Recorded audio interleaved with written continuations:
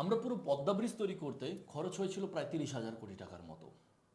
ওয়ো ইন্ডিয়ার একটি hotel booking app 2019-20 অর্থ বছরে লস করেছে 17,000 কোটি টাকা। মানে আমরা পুরো পদ্মা ব্রিজ তৈরি করতে যত টাকা খরচ হয়েছে তার 60% তারা এক বছরে লস করেছে। রেভিনিউ না, শুধু লস। এবং সেই কোম্পানি এখন 2024 সালে প্রফিটেবল কোম্পানি। কিভাবে একটা কোম্পানি এত নিচে নেমেছে এবং মাত্র 4 বছরে বাউন্স ব্যাক করে এত উপরে পৌঁছেছে, চলুন জানার চেষ্টা করি।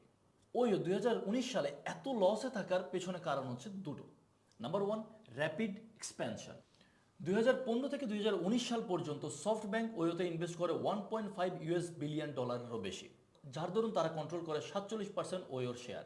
সফট ব্যাংকের বর্তমানে যে সমস্ত বড় বড় ইনভেস্টমেন্ট রয়েছে সেগুলোতে কিছু ঝামেলা থাকার কারণে সফট ব্যাংক ওয়োকে প্রেশারাইজ করে দ্রুত বড় হওয়ার জন্য, যাতে করে আইপিও করে সফট ব্যাংক এখান থেকে বড় পরিমাণ টাকা তুলে আনতে পারে। কিন্তু সফট ব্যাংকের এই আইডিয়াটা নিয়ে ওয়ো যখন ফার্স্ট এক্সপেনশনে যায় তখন ওই মাত্র এক বছরে 2,000 এমপ্লয়ি থেকে 4,000 এমপ্লয়ি পৌঁছে যায়।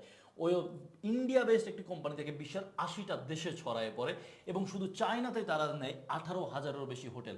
ইন্ডিয়াতে তাদের হয় 19,000-এরও বেশি হোটেল এবং পুরো বিশ্ব মিলিয়ে তারা প্রায় 30-35,000-এরও বেশি হোটেল কন্ট্রোল করে।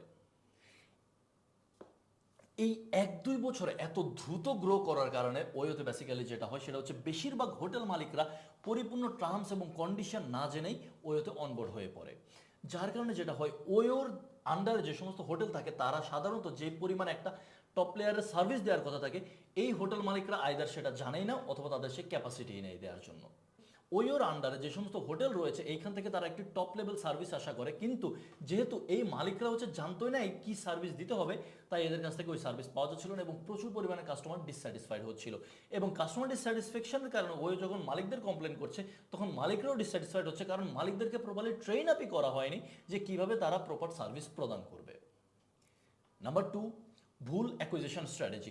ওয়ো যখন এই র্যাপিড এক্সপেনশনে যায় তখন হচ্ছে অনেক হোটেল মালিক ওয়োতে অনবোর্ড হচ্ছিল না। তখন ওয়ো যেটা করে, সবাইকে প্রমিস করে মিনিমাম ফিক্সড ইনকাম। তার মানে হচ্ছে একটি হোটেল থেকে যদি প্রতি মাসে কোনো ধরনের আর্নিং নাও আসে, তারপরেও ওয়ো ওই হোটেলকে কয়েক লাখ টাকা নিজের পকেট থেকে দিবে শুধুমাত্র ওয়োতে এনলিস্টেড আছে বলে। এবং সবচেয়ে বাজে জিনিস যেটা হয় সেটা হচ্ছে 2019 সালে যখন তারা এই স্ট্র্যাটেজি ইমপ্লিমেন্ট শুরু করে, কিছু মাস পরে হচ্ছে লকডাউন শুরু হয়ে যায়। তার মানে হচ্ছে কয়েক হাজার হোটেল অনবোর্ড হয়েছে মিনিমাম ফিক্স ইনকামের আন্ডারে।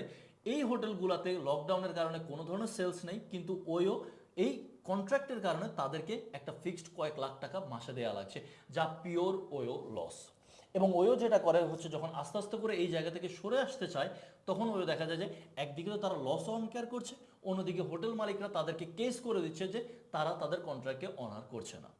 এর মানে হচ্ছে 2019-20 সাল হচ্ছে এমন একটা বছর যখন ওয়োতে কাস্টমাররা ডিসস্যাটিসফাইড, কারণ তারা প্রপার সার্ভিস পাচ্ছে না। হোটেল মালিকরা ডিসস্যাটিসফাইড, কারণ হচ্ছে ওয়ো তাদেরকে ট্রেন আপ করছে না, প্রপারলি টার্মস অ্যান্ড কন্ডিশন বুঝিয়ে বলছে না, এবং তাদেরকে যে ফিক্সড ইনকাম দেওয়ার কথা ছিল ওইটা দিতে চাচ্ছে না। ইনভেস্টররা ডিসস্যাটিসফাইড, কারণ একটা ব্যবসার কাস্টমার, হোটেল মালিক সবাই যদি ডিসস্যাটিসফাইড হয় তাহলে ওই ব্যবসা থেকে আসলে খুব বেশি ইনকাম করার পসিবিলিটি ইনভেস্টররা দেখতে পাচ্ছে না। এর মানে হচ্ছে কাস্টমার, ইনভেস্টর, ভেন্ডার সবাই হচ্ছে ওয়োর উপরে বিরক্ত। এই একটি জায়গা থেকে ওয়ো কীভাবে 2024 সালে এসে প্রফিটেবল হয়েছে, কারণ ওয়ো এখানে বেশ কিছু ছোট ছোট স্ট্র্যাটেজি নেয়। নাম্বার ওয়ান, ওয়ো থেকে হাজারখানেক এমপ্লয়িকে ছাঁটাই করা হয়। নাম্বার টু, ওয়ো থেকে এই অ্যাকুইজিশন স্ট্র্যাটেজি ফিক্সড মিনিমাম ইনকামটা সম্পূর্ণ বাদ দিয়ে দেওয়া হয়। কিন্তু যদি একটা স্ট্র্যাটেজি যেটা হচ্ছে সবচেয়ে বড় কাজ করেছে, সেটি হচ্ছে গ্রো স্লো, গ্রো প্রফিটেবল। ওয়ো ইন্ডিয়াতে 18,000 হোটেল থেকে কমিয়ে মাত্র 8,000 হোটেলে নিয়ে আসে। মজার ব্যাপার হচ্ছে 18,000 হোটেল যখন ছিল তখন ওয়ো যে পরিমাণ রেভিনিউ করতো, এখন 8,000 হোটেল নিয়ে ওয়ো এর চাইতে বেশি রেভিনিউ করছে। তার কারণ হচ্ছে ওয়ো এখন এই ইন্ডিভিজুয়াল হোটেলগুলোকে প্রপারলি ট্রেন আপ করতে পারছে, প্রপারলি দেখভাল করতে পারছে, কাস্টমারকে স্যাটিসফাই করার জন্য ওই জায়গায় নিয়ে যেতে পারছে এবং হোটেল মালিকদেরকে যে ট্রেন আপ এবং যে সময় দেওয়া প্রয়োজন সেটা দিতে পারছে, যার দরুন বর্তমানে কাস্টমাররাও হ্যাপি, যার দরুন হোটেল মালিকরাও হ্যাপি। এর জন্য ওয়ো ধীরে ধীরে করে তাদের রেভিনিউ গ্রো করতে পারছে এবং তারা প্রফিটেবল হতে পারছে।